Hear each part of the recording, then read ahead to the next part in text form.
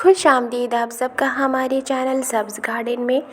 आज मैं प्रिपेयर कर रही हूँ सोयल अपने प्लांट्स के लिए, और मैं किस तरह से अपने पौधों के लिए, प्लांट्स के लिए प्रिपेयर करती हूँ सोयल, आज मैं बताने वाली हूँ।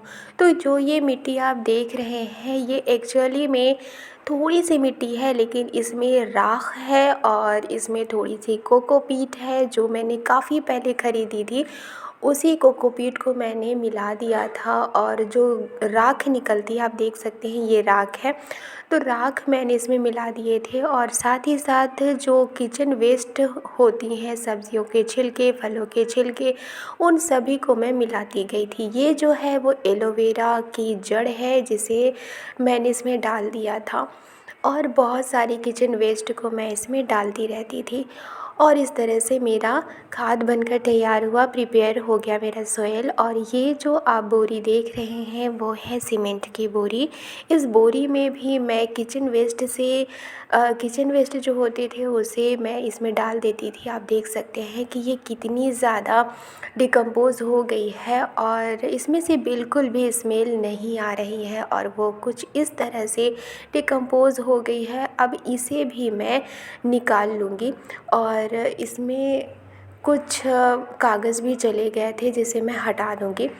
और बाकी जो नीचे के जो सॉइल है, यानी जो राख है और थोड़ी बहुत जो मिट्टी है, वो काफ़ी दिनों से इस बोरी में थी। इस बोरी से मैं निकाल लूँगी और उसे इस मिट्टी में मैं मिक्स कर दूँगी। तो मैंने बोरी से सारी मिट्टी को निकाल लिया है। आप देख सकते हैं काफ़ी हेल्दी सॉइल है मेरी, और इसे मैं अब अच्छी तरह से इसमें मिक्स कर दूँगी। और साथ ही साथ जो गोबर के कंडे जो गोबर होते हैं, गोबर के जो कंडे होते हैं जिसे गोइठा या उपला भी कहा जाता है, उसको भी मैंने यूज़ किया है इसमें, और वो भी खाद बन चुकी है। और इस बोरी में भी मैंने रखे हुए थे काफ़ी जो गोबर के कंडे होते हैं उसे मैंने रखे थे, और थोड़ी बहुत मिट्टी इसमें भी है।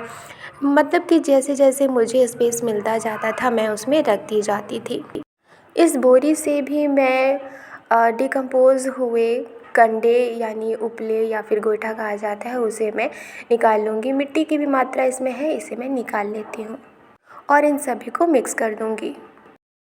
हमारे यहाँ चारों तरफ घर बनी हुई है और मिट्टी कहीं से भी नहीं ला सकते।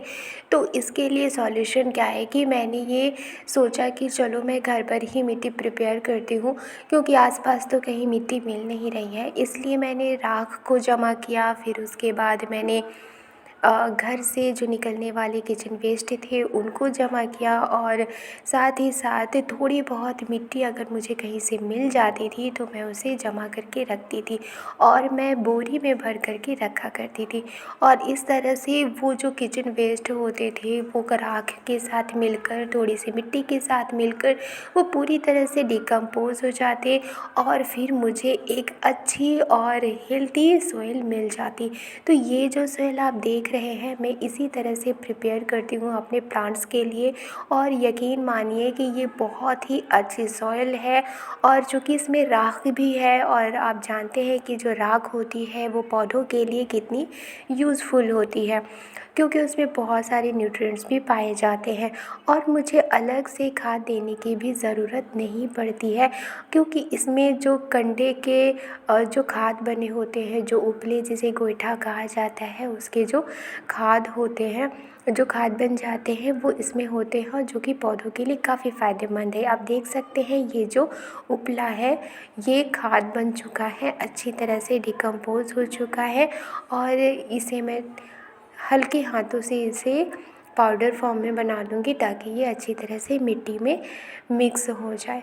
तो इस मिट्टी में कभी कभी कुछ ऐसी चीज़ें भी होती हैं जो डिकम्पोज़ नहीं होती, उन्हें हमें हटा देना चाहिए। और आप ये देख रहे हैं, ये है केचुआ, जो कि हमारे पौधे के लिए काफ़ी फ़ायदेमंद इसलिए होता है क्योंकि ये मिट्टी को पोरस बनाता है, ये मिट्टी को हार्ड होने नहीं देता। और इस वजह से जो मिट्टी है, आप देख सकते हैं यहाँ पर एक और केचुआ है, इसलिए इसमें बहुत सारे केचुए हैं। और ये जो केचुए हैं ये मिट्टी को काफ़ी पोरस बनाते हैं, जैसे कि जो पौधे की जड़ होते हैं वो मिट्टी में आसानी से ग्रो कर पाते हैं, सांस ले पाते हैं, जिससे कि पौधे भी हमारे हेल्दी रहते हैं। इन सारी मिट्टी को मैंने मिक्स कर लिया है अच्छी तरह से। और जो भी किचन वेस्ट है, राख है, मिट्टी है, जितने भी 2 बोरी से मुझे जो मिट्टी मिली थी जिसे मैंने प्रिपेयर किया था, उसे मैंने अच्छी तरह से इस कुदाल के ज़रिए मैंने उसे मिला दिया है, मिक्स कर दिया है। और आप देख सकते हैं कि ये जो है, ये मैंने घर पर ग्रो बैग बनाया है।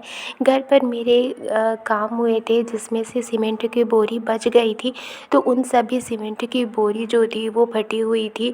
और क्योंकि उसे अच्छी तरह से ठीक से उससे सीमेंट नहीं निकाला गया था, तो कहीं कहीं से वो फट गई थी। तो उसे मैंने कट करके अच्छी तरह से इस तरह से ग्रो बैग बनाया है। और अब इसी ग्रो बैग में मैं ये जो मिट्टी है उसे मैं डाल दूँगी। इस तरह के ग्रो बैग बनाने से हमारे छत पर जो वज़न है वो काफ़ी कम हो जाता है, और जो भारी भरकम जो गमले की प्रॉब्लम्स होती है वो काफ़ी हद तक कम हो जाती है। और जो हमारा खर्च होता है गमलों के पीछे वो ज़ीरो हो जाता है। और हम इस तरह से ग्रो बैग बनाकर उसमें मिट्टी भरकर अपने पौधों को लगा सकते हैं। और इसे ईज़िली एक जगह से दूसरी जगह हम लोग शिफ्ट भी कर सकते हैं, क्योंकि ये भारी नहीं होता। अब इसमें मैं जितने भी मैंने ग्रो बैग बनाए हैं उन सभी ग्रो बैग में मैं इस तरह से मिट्टी को फिल कर दूँगी अच्छी तरह से, ताकि मेरे पौधे आसानी से लग सकें। इस तरह से मैंने सभी ग्रो बैग्स को भर लिया है, और आप देख सकते हैं यहाँ पर सभी ग्रो बैग्स को मैंने भर लिया है। और साथ ही साथ एक प्लास्टिक की बाल्टी भी थी जिसे मैंने भर लिया है।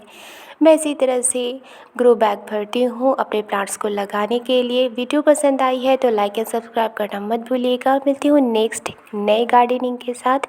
शुक्रिया।